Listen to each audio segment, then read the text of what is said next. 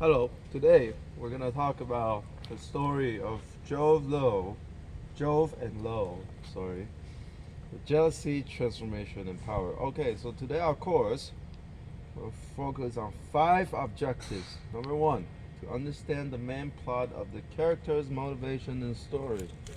Number 2, to analyze selected lines to enhance literary appreciation. Number 3, we will learn and apply new vocabularies and rhetorical devices. 4. Explore emotions and moral themes in mythology. And finally, practice English reading comprehension and critical thinking.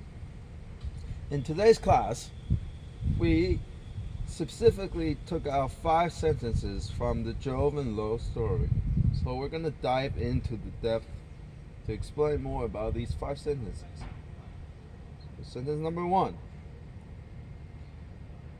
says, Ignatius, who is his cave alone, wept not another losses but his own.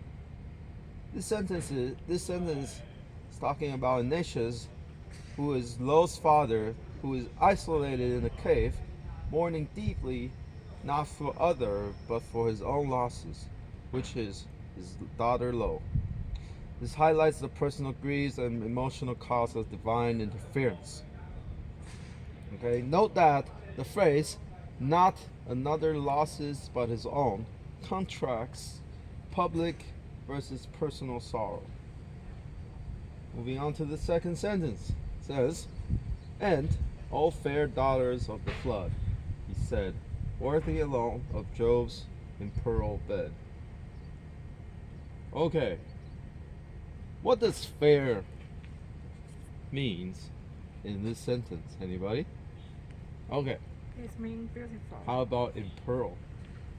It means glory or godlike power. Okay, thank you very much. Indeed. So if you look more in depth into this sentence, you understand that Jove is addressing to Lo, which is his father, right? Calling her to the fair daughter of the flood.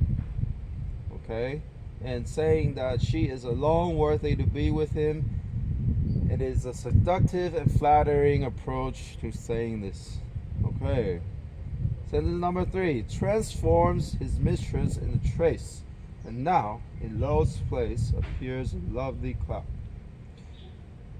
This sentence is talking about Jove quickly turns Lo into the cow to hide her from Juno's wife, Juno's suspicions. So he doesn't want Juno to find out, right? So in a trace means instantly. This is one of the many transformations that occurs in metamorphosis. The theme of this myth literalized emotional transformation and losses of identity. The next sentence I would like to talk about says that to refuse so light a gift will be but more to increase his consort's jealousy. Okay, what does this sentence mean, anybody? I think Jove decides to give the transformed Lo to Juno as a gift because refusing to do so might make her even more suspicious or jealous. He's trying to appease her while continue to lie. Okay, well, what do you think the theme of the deceptions and manipulation is?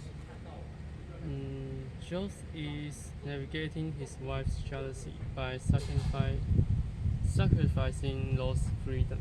Correct. Okay. Note that the vocabulary to focus here is slight, meaning small and trivial, and consort means spouse or partners. Moving on to the next sentence, sentence number 5. To trust Argus, she commits the affair.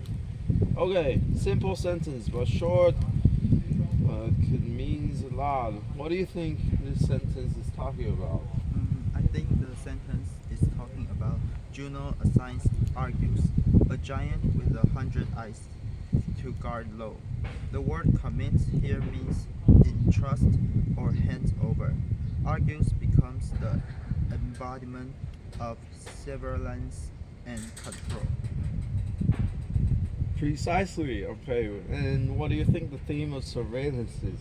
The theme of surveillance is law, already turned into a cloud.